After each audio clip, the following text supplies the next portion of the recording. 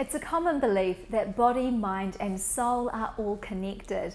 What happens to one part of you will ultimately affect the other two parts as well.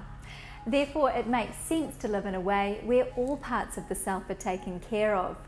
Today I'm catching up with Kaya Peters at Platform 3 Fitness to discover more about living a holistic lifestyle.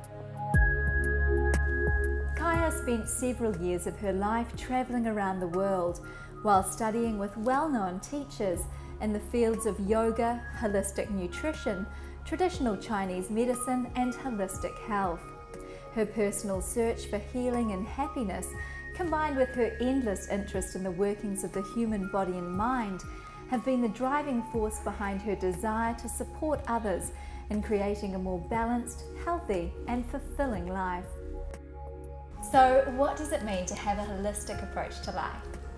Well, I think living holistically means taking care of ourselves in all aspects of our being. So taking care of our physical health through exercise and proper nutrition, taking care of our mental health by surrounding ourselves with the right kind of people, by thinking the right thoughts, and taking care of our spiritual health as well, by practicing whatever is important to us on a spiritual level. So when it comes to nutrition, what are whole foods and why should we consume them? Whole foods are basically foods which are unrefined, which come straight from nature.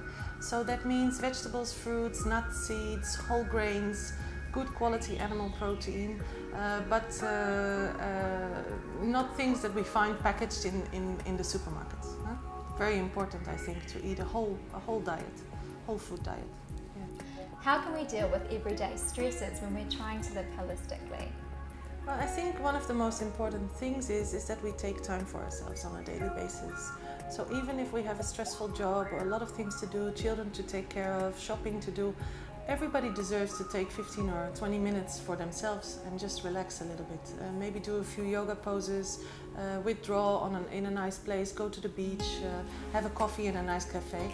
I think this is one of the most important things. Nourish your soul, and the rest of your life will benefit from that.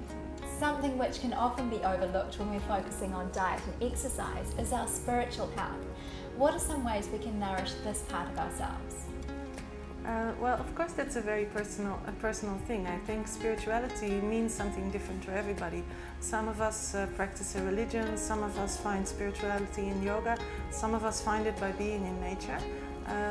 But I think the most important thing is to connect to what we really need from our hearts and to give attention to that part.